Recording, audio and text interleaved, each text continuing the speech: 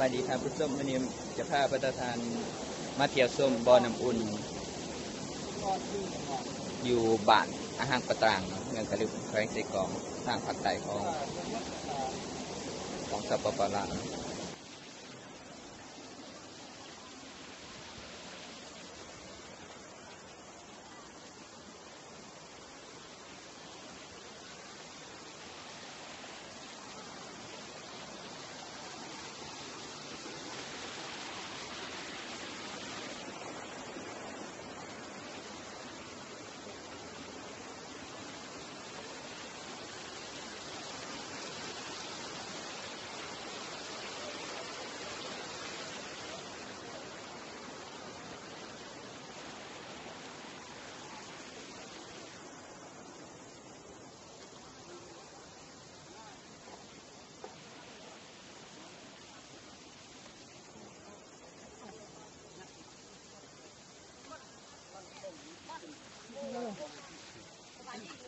าว เราเต้าพี่น้องเอาเด้อดีพี่แฮะกินยาน้ำยาต้มกินแกงมา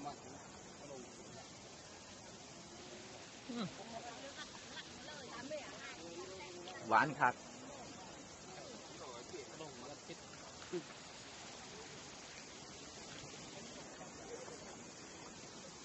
นี่คือซาบานพี่น้องเลยซาบานนะห้างประตางมาเบิ่งผู้เปิดปิ่งปลา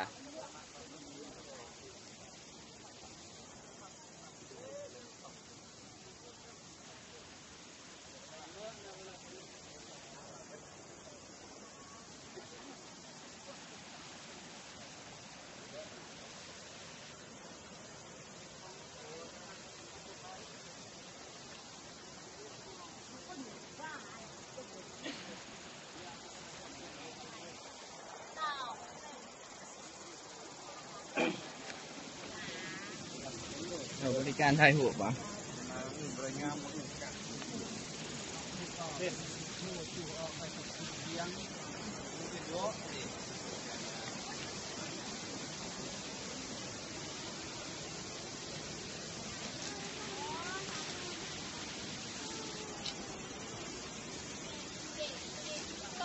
มันให้จะไปนั่งไปเฝ้าเพื่อน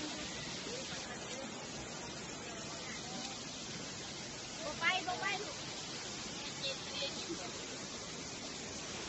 เดินมันคดข้าไว้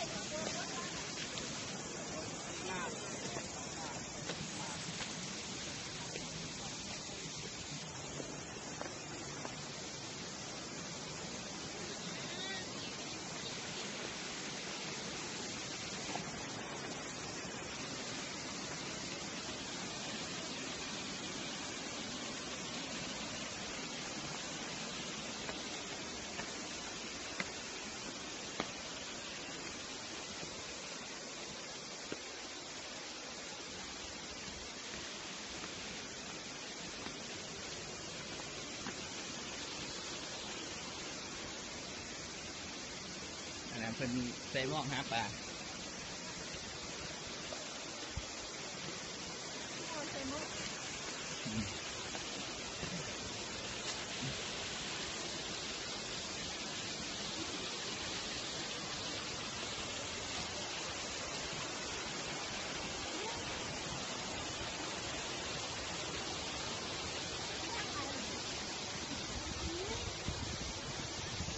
ต้นไม้ใหญ่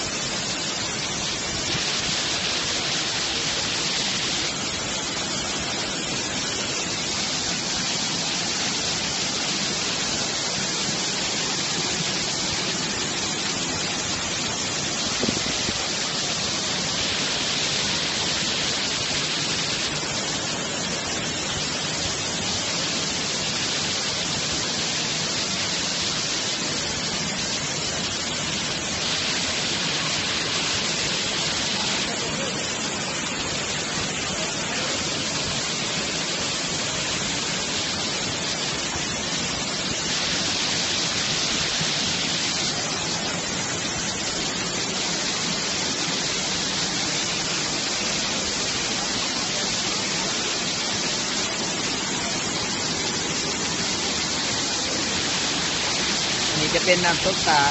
ที่ไก่กับตัวน้ำอุ่นเมื่อวานให้ตักน้ำอุ่นไป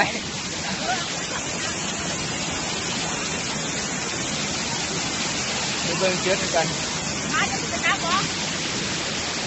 เด้อเอาไปเบิ่งกัน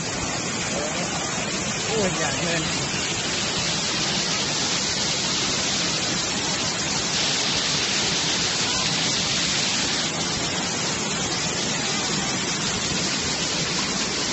นี่จะเป็นใหม่เนาะตัวไตเอาไปบ่อนอุ่น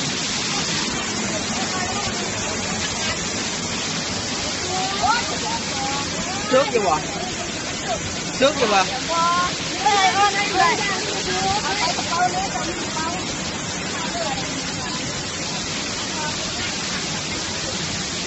ทุกข์เหรอ มันบริหารกันไหนนะมันอุ่น อุ่นจะเดือด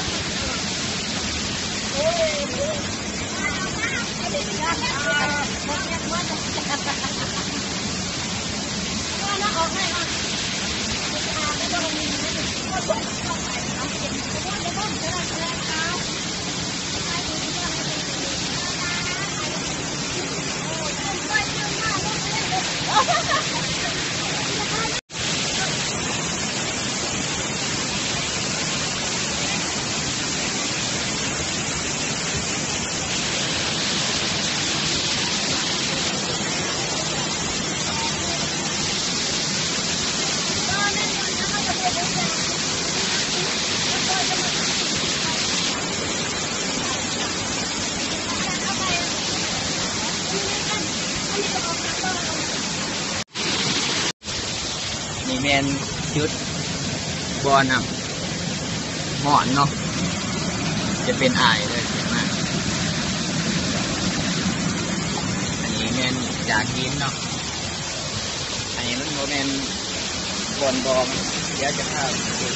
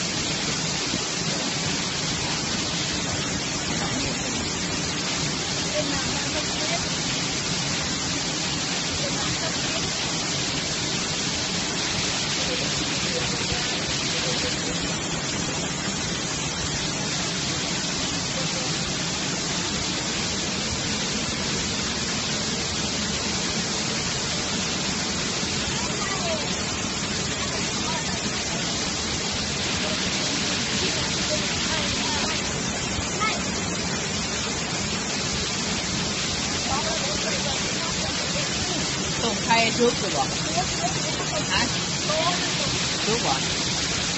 จักหน้าที่นะจักหน้าที่บริบ้งรถแหละเพราะว่าเขาปลาแบบนี้แม่เล่นแต่ปลาจะตัวใหญ่มันก็จะขึ้นมาได้นะ เอาลองทั้งสองหน่วยหน่อย ใช่เอามาจะมาลอกนับแม่ออกไอ้จากแม่ของเอาไปก่อนค่ะไอ้ที่ตายไอ้ที่ทอดเลยแล้วไปที่ไหนเอาไว้ส่งเลย จะลองส่งใครพี่น้องเล็กสองหน่วย บ้านเมืองจะจับได้ดีเลยบ้านเลยโอเคเด็ก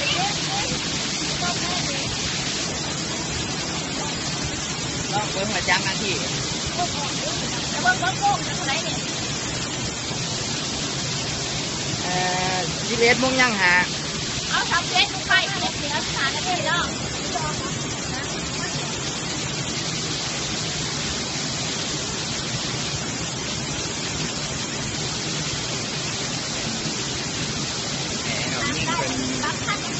เอาไปใส่ร่องบนเนาะเดี๋ยวมาเปิดน้ำกันมาก่อนจังหน้าที่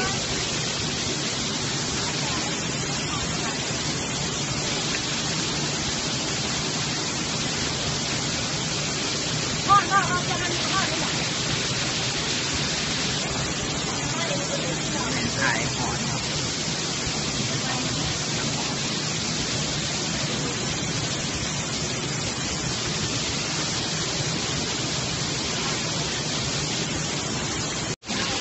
นี่เป็นชุดที่ว่าบ่อน้ำหอนที่หนองเล็กหอนร้ายเอาไว้พี่น้อง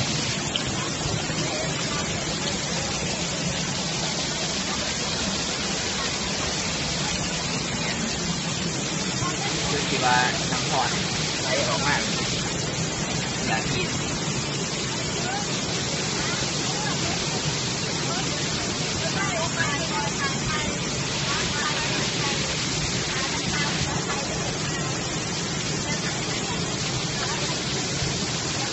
เป็นไอหอนของน้ำหอน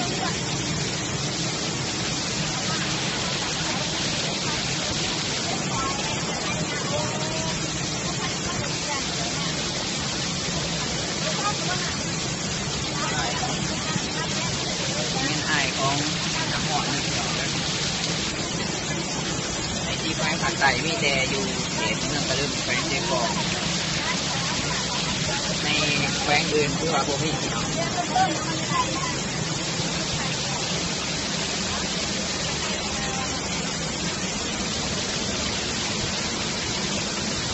แอนไอหอด